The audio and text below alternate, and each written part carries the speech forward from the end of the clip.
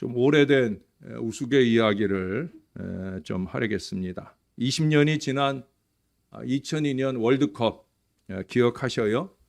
그 월드컵 개최의 1등 공신은 누구인가 하는 얘기예요. 여러분이 잘 아시는 가수 김은국 씨라고 합니다. 한일 공동 개최라도 따게 된 것은 다 이 김은국 씨의 공이라는 거예요. 그럼 모르셨죠? 그가 축구 사랑하는 건 우리가 잘 알고 있는데 그가 도대체 무슨 공을 세웠느냐 하는 거예요. 월드컵 개최국 투표일에 김은국이 보여준 행동은 여러 투표위원들의 마음을 흔들어 놓았습니다. 이제 한참 추첨이 시작될 무렵 김은국은 대기석에 앉아있는 투표위원들 앞에서 호랑나비 춤을 추면서 그러면서 노래를 불렀다는 거예요. 그래 김은국의 이 공연을 본 모든 추천위원들은 이구동성으로 이렇게 소리쳤답니다. 유치해! 유치하다, 유치해! 라고 소리를 쳤다는 거예요. 이쯤 되면은 우리가 어떻게 월드컵을 유치하게 됐는지 아시죠? 그래서 월드컵을 유치하게 되었다. 좀 유치한 얘기를 제가 했어요. 그렇더라도 이 이야기 속에 김은국은 아니 정말 이 사람은 그 유치함으로라도 월드컵 개최라는 이 국가적 영광을 위해서라면 아마 기꺼이 자기 한 몸을 망가뜨리는 그런 행동을 서슴지 않았을 거라는 거예요. 우리는 과연 우리가 속한 나라, 우리가 속한 교회, 우리가 속한 가정을 향해 이 정도의 유치함으로라도 열심을 낼 수 있는 마음들이 과연 있느냐 하는 거예요. 우리에게도 우리가 속한 공동체, 그것이 가정이든 교회든 국가이든 그 공동체의 영광스러운 미래를 위해 꿈을 꾸고 그 꿈꾸는 미래를 이루기 위해서 행동함이 필요한 거예요. 느헤미야는 바로 그 꿈 이야기, 비전에 대한 얘기를 오늘 1장에서 시작해 주고 있어요. 느헤미야서는 그 앞에 있는 에스라서의 속편입니다. 그래서 구약의 사본들이 많아요. 그 여러 사본들을 이렇게 잘 정리해서 오늘날 이렇게 66권의 구약은 39권의 책으로 정리를 해놨는데 어떤 사본에 보면은요 에스라서와 느헤미야서를 나눠놓지 않고 한 책으로 묶어서 그렇게 정리해 놓은 사본도 있다는 거예요. 그만큼 두 책은 밀접하다는 거죠. 에스라서는 1차, 2차 귀환 이야기를 다룬 책이라고 하면 이 느헤미야서는 3차 귀환을 다루고 있어요. 이스라엘이 바벨론으로부터 귀환하게 되는 그 세 번째 이야기란 말이에요. 에스라가 귀환한 후 14년 정도가 지났을 때 이제 서기력으로 하면 기원전 444년, 445년 그 즈음입니다. 그 즈음에 이스라엘에 거주하고 있던 사마리아 사람들이 바로 이 예루살렘을 침공해 옵니다. 이로 인해서 여기 3절에 말씀하는 것처럼 거기 뭐라 그래요? 사로잡힘을 면하고 남아있는 자들이 그 지방 거기에서 큰 환난을 당하고 능욕을 받으며 예루살렘 성은 허물어지고 성문들은 불탔다 하는지라. 이 어려움을 만나게 된 거예요. 그래 이 소식을 접한 느헤미야를 중심으로 제3차 귀환이 이루어지게 됩니다. 1차 귀환은 성전 재건을 위해서, 2차 귀환은 종교개혁을 위해서, 그리고 이 3차 귀환은 성벽 재건. 세 번 모두가 다 귀환의 목적, 귀환의 비전이 있다라고 하는 거예요. 그냥 움직이는 게 아니에요. 비전을 분명한 목적을 가지고 움직이게 되는 거예요. 목적이나 비전이 있으면 당연히 움직이게 되어진다는 거예요. 비전을 마음에 품으면 그걸 이루기 위해서 행동해야 되는 거예요. 계획을 세웠으면 그 계획을 이루기 위해서 최선의 노력으로 행동해야 되는 거죠. 만약에 그것이 안 된다라고 하면, 즉 행동이 이루어지지 않는 비전, 꿈이라고 하면 그것은 몽상에 불과한 거예요. 잘못하면 그 꿈을, 그 비전을 방해하게 되기까지도 하게 되는 걸 보게 됩니다. 비전이 구체적이어야 하는 이유는 그 행동이 올바른 방향으로 진행해야 하기 때문이에요. 오늘 본문에는 우리가 속한 이 공동체를 위한 올바른 믿음의 행동을 가능하게 하는 그 비전이 어떻게 우리 마음에 자리를 잡고 꿈꾸게 하는지를 오늘 잘 보여주고 있어요.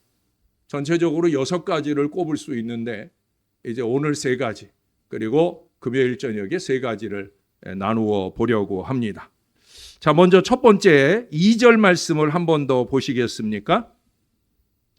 2절입니다. 내 형제들 가운데 하나인 하나니가 두어 사람과 함께 유다에서 내게 이르렀기로 내가 그 사로잡힘을 면하고 남아있는 유다와 예루살렘 사람들의 형편을 물은즉 여기 사로잡힘을 면하고 남아있다는 것은 바벨론 포로로 끌려오지 않았던 사람들을 얘기하는 거예요. 물론 지금 그 바벨론으로부터 멸망된 지 거의 한 130년, 140년 지난 때니까 그러니까 상당히 오랜 세월이 지났고 거기 사로잡힘을 면하고 남아있는 사람들의 후손들 그러니까 떨어져 있기는 하지만 같은 이스라엘 사람들인 그들을 향한 형편을 묻고 있다라고 하는 거예요. 사실은 이 느헤미야는 바벨론 포로로 끌려와서 아마 그 후손으로 3세대거나 4세대거나 5세대로 태어난 자녀예요. 이 정도 세월이면 조국이라는 말 자체를 안 쓰죠. 우리나라라는 말 표현을 안 쓸 거예요 아마. 그냥 이스라엘이라고 말하던가 제3의 나라처럼 생각할 수도 있는 그 정도의 세월이 흘렀다는 거예요. 그런데도 여전히 느헤미야는 이스라엘에 관심하고 있다는 거예요. 이게 중요한 거죠. 그게 이스라엘 사람들이에요. 그게 느헤미야의 신앙이란 말이에요. 조국 이스라엘에 관심하고 있다.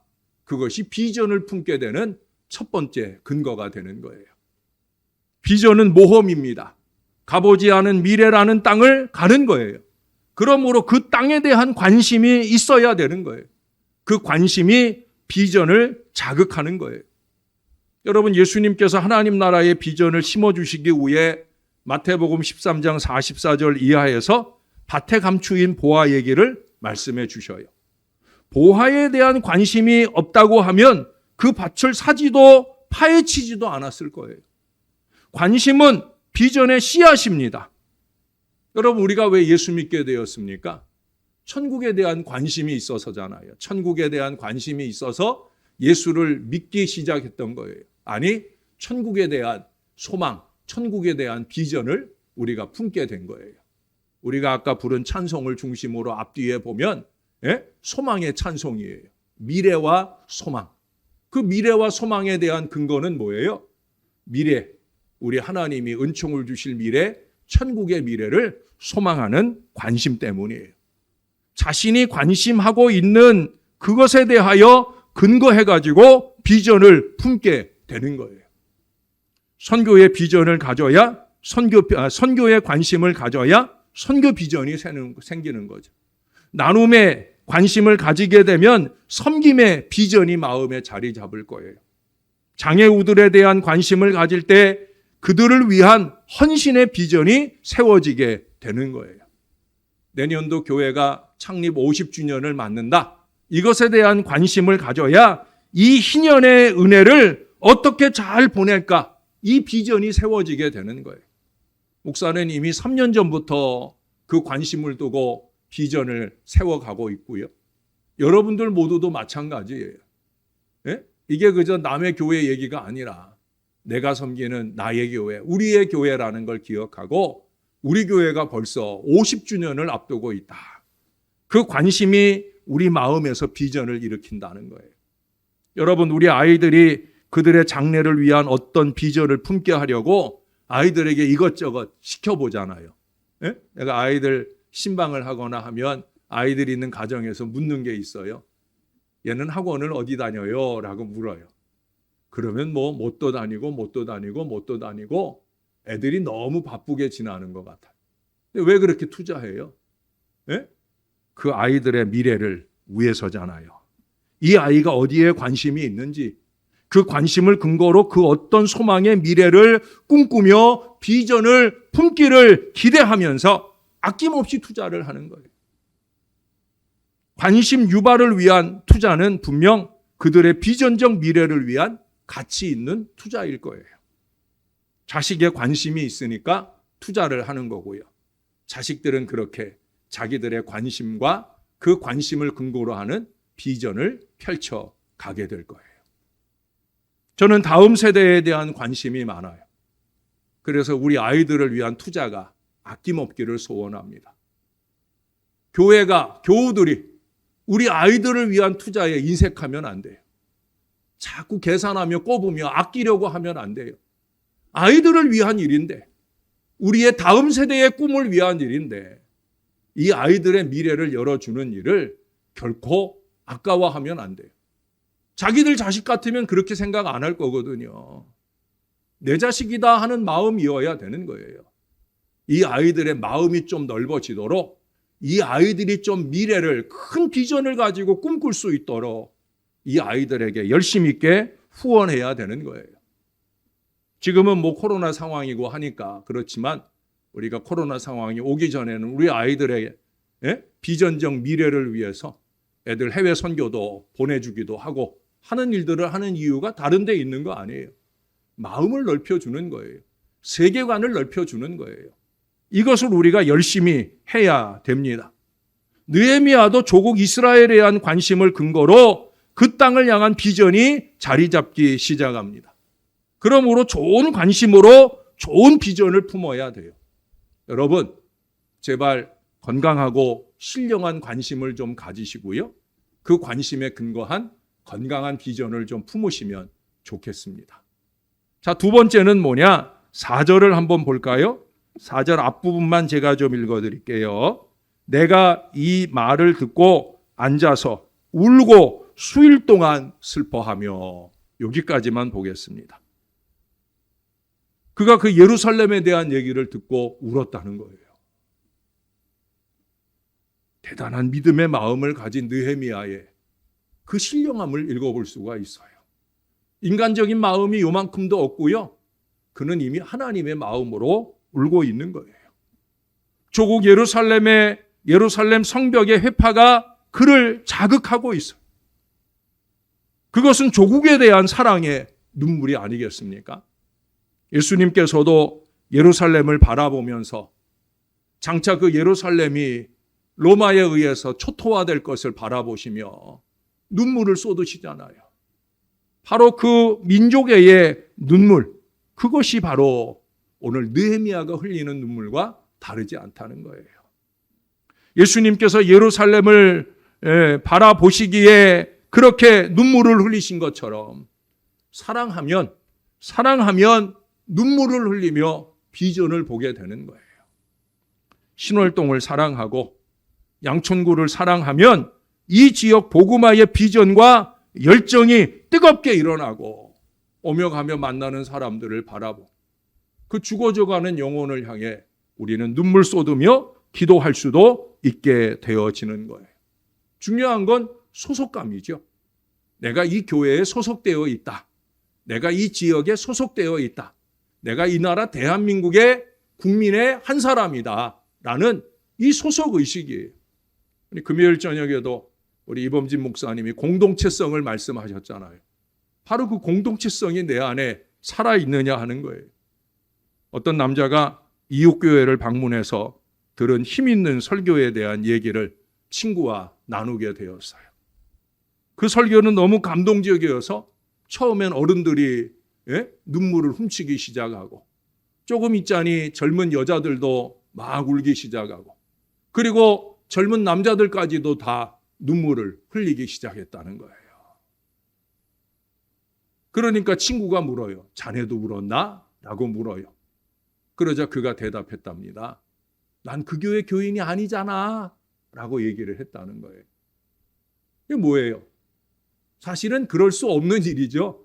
그 자리에 있으면 이미 그 자리에서 예배할 때 그 말씀으로 감동을 받을 때 똑같은 마음에 눈물이 나야 하는데 그에게는 소속감이 없다 보니까 눈물이 나지 않았더라 하는 얘기예요.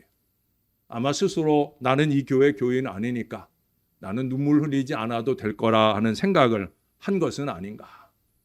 여러분, 우리 중 많은 사람들이 이런 냉정한 무관심으로 교회 생활을 하는 걸 보게 됩니다. 그래서 성전 예배에 대한 관심도 또 50주년에 대한 관심도 없이 그저 무덤덤하게 지나가게 됩니다. 제가 지난 주중에도 그림글을 보내드리면서 그런 말씀을 적었죠. 다시 또 코로나가 스멀스멀하고 있는데 더 어려움이 찾아오기 전에 미리라도 우리 성전 예배 한 번이라도 더 드려보면 좋겠다 하는 목사의 마음을 전했습니다. 그건 교회를 향해서만 아니에요. 이 나라 대한민국의 일원으로 살아가는 것도 마찬가지예요. 소속감이 있느냐 하는 거예요. 예? 나는 신월제일교회 교인이라고 하는 소속감, 양천 구민이요 대한민국 국민이라고 하는 소속감을 근거로 관심하고 그 공동체와 눈물과 웃음을 공유할 수 있어야 되는 거예요. 그것이 비전을 품을 미래가 되어지는 거예요. 사랑하는 여러분, 여러분의 교회, 이 신월제일교회를 좀 사랑해 주시면 좋겠어요. 관심도 가지시고요. 또 이 교회가 어려운 부분들이 보일 때마다, 연약한 부분들이 보일 때마다 그게 사람에게 보여지는 것이든 공동체 전체에게 느껴지는 것이든 우리는 다른 어떤 무엇보다 눈물을 쏟을 수 있어야 된다는 거예요.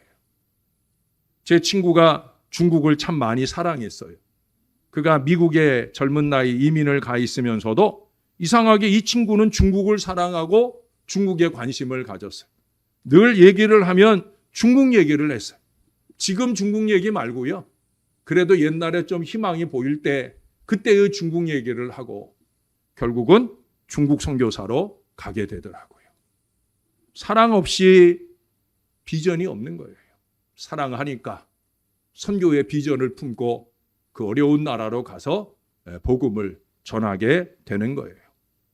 여러분, 이 부족한 목사가 여러분 한 사람 한 사람을 향한 사랑을 품을 때마다 여러분들을 위한 눈물이 쏟아지고 여러분 각 개인을 향한 비전을 품게 됩니다. 내가 여러분 자식들, 내가 얼굴 한 번도 못 본 손주들의 이름을 받을 때마다 그 이름을 적어놓고 제가 열심히 있게 기도하는 이유도 다른 데 있지 않아요. 여러분들을 사랑하기 때문에. 그래서 여러분들의 손주들에게도 관심이 가고 또 그들을 위한 비전의 미래를 위해 기도하게 되어지는 거예요. 예수님은 사랑의 눈으로 모두를 보셨습니다.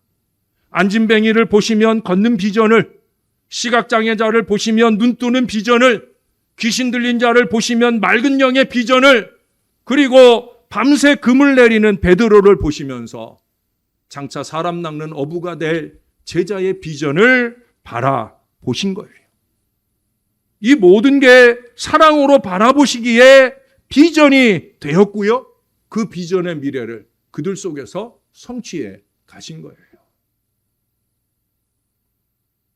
저는 신월제일교회를 사랑합니다. 다들 저보다 더 사랑한다고 말하고 싶으시겠지만 제가 볼 때는 아닌 것 같아요. 그래도 이 교회의 목회자인 제가 이 교회를 제일 사랑합니다. 그래서 하나님께서 이 교회를 통해 이룰 미래 비전을 자주 보여주세요. 목사가 목회 계획을 그냥 세우는 게 아니거든요. 예? 하나님이 이 교회를 사랑하게 하시고 사랑하는 마음으로 중보하고 내년에 우리 교회는 어떤 미래를 살기 원하십니까? 무릎 꿇으니까 내년을 위한 표어의 말씀도 주시고 그 말씀 위에 기도하는 중에 또 하나님께서 어떻게 한 해를 살면 좋겠다 마음에 깨닫게 해주시는 거죠. 여러분 아시는 대로 머리가 좀 좋지 않은 제가 어떻게 1년의 미래를 미리미리 계획하고 준비할 수 있겠습니까? 그건 다른 데 있지 않아요. 사랑하니까. 또 하나님이 말씀을 주시고 그 말씀을 중심으로 많은 비전을 주시는 거예요.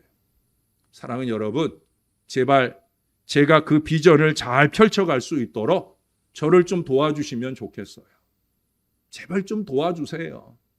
예? 그냥 가만히 계셔 주시기만 하더라도 그 비전을 잘 펼쳐갈 수 있도록 좀 힘이 되어 주시면 좋겠습니다. 그 중에 으뜸 힘이 되는 비결은 뭐겠습니까? 오늘 세 번째, 4절 하반절부터 말씀하지요. 4절 하반절에 보면 하늘의 하나님 앞에 금식하며 기도하여 이르되 하면서 이 1장이 끝나는 마지막까지 느헤미야가 기도를 합니다. 바로 이 기도가 비전을 일으키는 거예요. 또한 비전을 이루어가는 가장 큰 원동력은 뭐냐? 기도예요, 기도. 우리 지난주에도 봤잖아요. 바울이 로마로 갈 비전을 품어요. 그렇죠? 로마를 사랑하고 자기가 가보지 않고 자기가 전도하지 않은 로마지만 그 로마로 가고 싶다. 복음의 기초가 반석이 세워지지 않은 로마에 가서 복음을 좀 잘 전하고 싶다라는 비전을 품게 되니까 그는 어땠다고 그랬어요? 기도했다고 그러잖아요. 예? 계속해서 로마를 위해서 기도하고 있다라는 것을 계속해서 말해주고 있어요. 어떤 분이 그런 얘기를 했어요. 기도는 가장 높은 곳에서 가장 멀리 보게 도와준다. 참 멋있는 말인 것 같아요. 제가 전에 여러분들에게도 그런 얘기 했어요. 높이 나는 새가 멀리 본다. 여러분 다 아시잖아요. 예? 왜 독수리가 높이 올라가요? 멀리까지 먹이를 찾아 바라보기 위해서예요. 높이 올라가야 멀리 보는 거예요. 기도는 바로 높이 올라가는 비결이란 말입니다. 기도는 망대와 같아요. 아니, 망대를 세우는 재료가 됩니다. 얼마나 많이 기도하느냐 하는 것은 얼마나 크고 든든한 망대를 갖느냐 하는 것이고, 보이지 않는 비전을 보려면 이 기도의 망대를 올라가야 되는 거예요. 기도 없는 비전은 비전이 아닌 욕심으로 빠져버릴 수 있어요. 목사가 개인적 욕심을 위해서 품은 비전이라고 하면 그거는 허황된 거죠. 절대 그런 일이 있어서는 안 되는 거예요. 여러분, 기도 없이 하는 모든 일들이 다 허망한 일이 됩니다. 여러분들이 저를 위해 기도해 주실 가장 으뜸 제목은 다른 거 없어요. 우리 목사님이 늘 무릎 꿇는 사람이 되게 해 주세요. 예? 이게 제일 중요한 기도 제목이에요.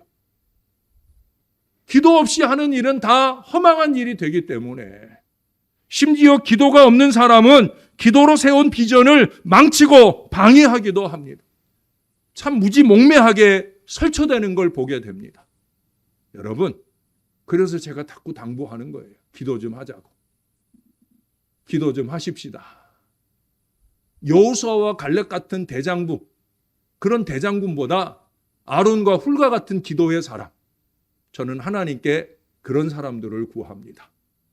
하나님 교회 요소에서 열심히 헌신하고 봉사하는 것도 아름다운 사람들이지만 그보다 더 저의 좌우에서 함께 무릎 꿇고 기도하는 사람들이 좀 되게 해주세요. 기도하는 사람들을 좀 보내주세요. 이게 저의 으뜸된 기도 제목이에요. 왜? 기도를 통해 우리의 꿈은 하나님의 확인 도장을 받고 비전으로 인정이 되며 실현되어지게 되는 거기 때문에 그래요. 더군다나 관심과 사랑이 있다 하면서 기도하지 않는다고 하면 그건 다 거짓부렁이죠. 예? 관심과 사랑은 끊임없는 기도로 우리를 몰아가게 되어 있어요. 기도의 자리가 차고 넘치게 되어 있어요. 여러분, 제발 신월제일교회를 좀 관심하시고 사랑하시고 한 발 더 나아가 기도하는 자리까지, 그래야 진정 이 교회를 사랑하는 건강한 교인이라고 말할 수 있어요. 그래야 부족한 종이 보는 비전을 여러분도 볼 수 있고요. 우리가 함께 보는 비전은 더욱더 잘 이루는 역사를 경험하게 되어질 거예요. 비전은 남이 보지 못하는 것을 보는 능력일 뿐만 아니라 남보다 더 많이 보는 능력입니다.